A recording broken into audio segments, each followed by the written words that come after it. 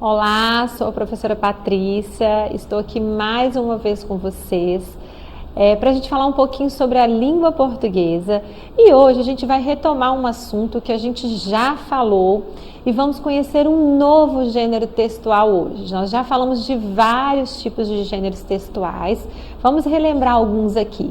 Receita, a gente já falou sobre panfletos informativos, a gente já falou sobre parlendas e hoje a gente vai falar sobre poema, muito importante o poema, muito gostoso de ler e de ouvir.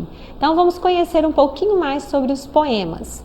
Primeiro, nem sempre percebemos, mas é verdade que em nosso dia a dia convivemos com uma variedade muito grande de textos. Realmente, a gente tem vários tipos, vamos ver aqui, ó, a gente tem reportagem, a gente tem receitas, a gente tem bula de remédio, panfletos, fábulas, cartas, poemas, anúncios, propagandas, manual de instruções. Cada um desses textos tem uma característica, por isso que são gêneros textuais diferentes.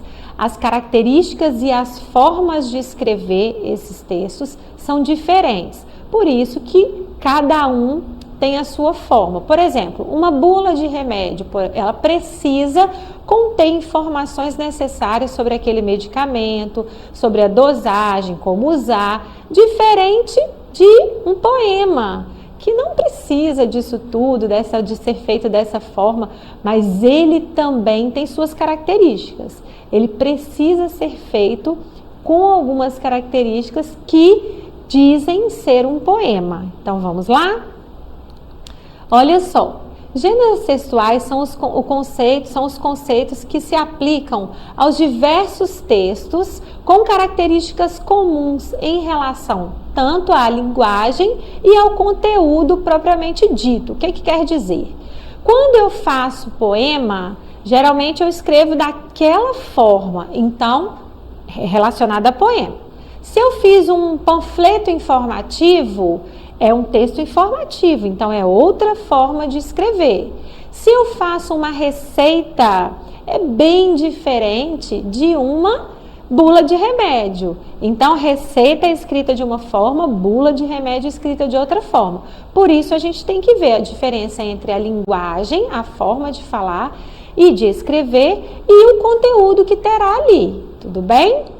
Então, agora vamos falar do tão famoso poema, muito rico no nosso país.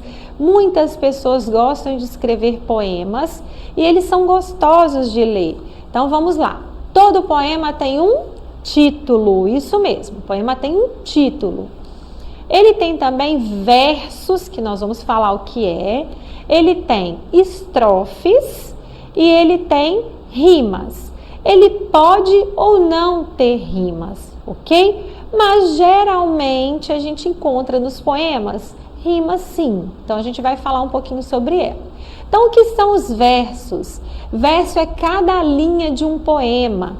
Quando a gente vai ler um poema, tem as linhas. Essas linhas, dentro do gênero textual poema, ele é chamado de verso, tudo bem?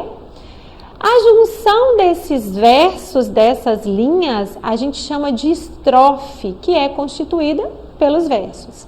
Então, a gente vai perceber que entre uma estrofe e outra tem um espaço, e é aí que a gente determina aquela estrofe. E as rimas? A rima é a repetição do som idêntico ou semelhante no final dos vocábulos ou das sílabas poéticas. Então, a rima nada mais é do que o som final das palavras. Às vezes a gente encontra no poema, às vezes não. Então, vamos ler esse poema e identificar aqui os versos, as estrofes e as rimas e o título. É um poema bem famoso, de um escritor também muito famoso, Vinícius de Moraes. Então, o título é As Borboletas. Brancas, azuis, amarelas e pretas, brincam na luz as belas borboletas. Borboletas brancas são alegres e francas, Borboletas azuis gostam muito de luz. As amarelinhas são tão bonitinhas. E as pretas então? Ó, que escuridão! Delícia, não é? Ouvir um poema? É gostoso de ouvir, é bacana. E ele sempre traz alguma coisa poética. Perceberam aí? Então vamos identificar agora. Olha lá. Título, versos, estrofes e rima. Professora, se eu ler esse texto, como que eu vou identificar que ele é um poema? Através dessas situações, da forma como ele foi escrito. Então vamos lá. As Borboletas, Vinícius de Moraes. Então olha lá o título. Perceberam? As Borboletas, é o título. O título é muito importante porque através dele a gente sabe que naquele texto ou naquele poema vão ter assuntos relacionados às borboletas. Então vamos identificar agora os versos. Lembra que eu disse para vocês que o verso é cada linha do nosso texto? Então aqui, olha, nós temos um verso, 2, 3, 4, 5, 6, 7, 8, 9, 10, 11, 12 versos. Ah, professora, mas tem uma divisão aí entre alguns, olha, um espaço maior, exatamente. É o que a gente chama de estrofe. Quando eles se juntam, olha aqui, a gente não tem aqui essa primeira estrofe. Quantos versos aqui? Vamos identificar? 1, 2, 3, 4. Quatro versos nessa estrofe. Nessa outra aqui, ó, tem só 2 versos. Aqui também 2 versos, 2 versos, 2 versos. Professora, pode acontecer, é preciso ser dessa forma? É preciso que o poema venha com 4 versos na primeira estrofe e 2 nas outras? Não, não tem uma sequência e uma exigência como isso vai acontecer. Pode ter 4, pode ter 2, pode ter 3, podem ser iguais, as estrofes podem ser iguais em número de versos, não tem problema, tá? E aí nós temos também, olha, as rimas. Vamos ver aqui as palavras. Amarelas e pretas, as belas borboletas. Ouviram que o som final rimou? Tem o mesmo som? Borboletas brancas são alegres e francas. Brancas, francas. Isso é o som final. As amarelinhas são tão bonitinhas. Eu estou dando ênfase no final para vocês observarem o som. As pretas, então, ó, que escuridão. Então, esse poema tem rima? Tem rima. Esse tem. Pode ter algum que não vai ter rima? Pode. Não é uma exigência do poema ter rima, não. Então, agora vamos. Observe o poema de Vinícius de Moraes e vamos identificar quantos versos temos no texto.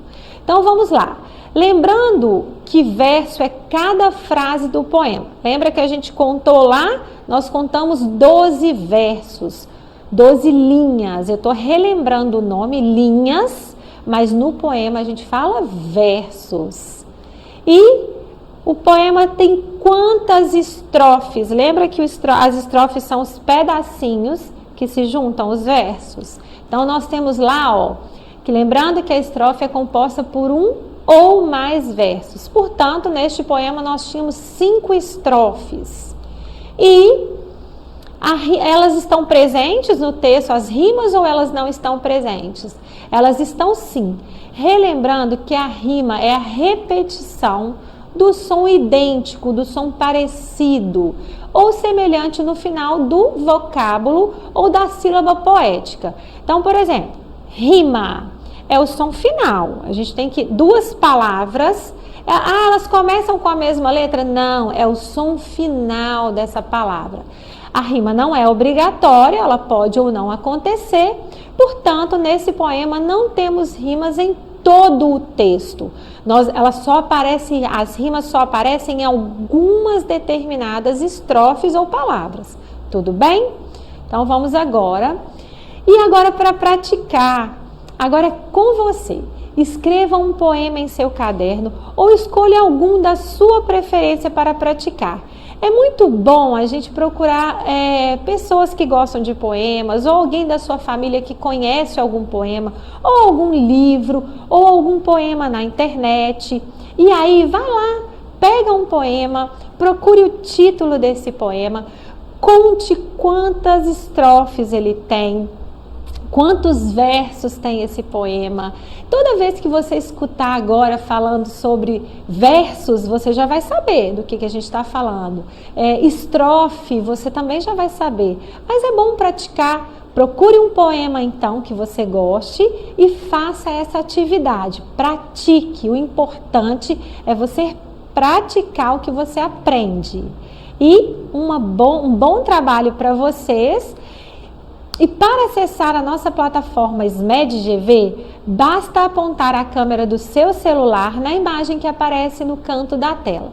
E não se esqueça de inscrever no nosso canal do YouTube SMED-GV. E a todos vocês, um bom trabalho. Até a nossa próxima aula.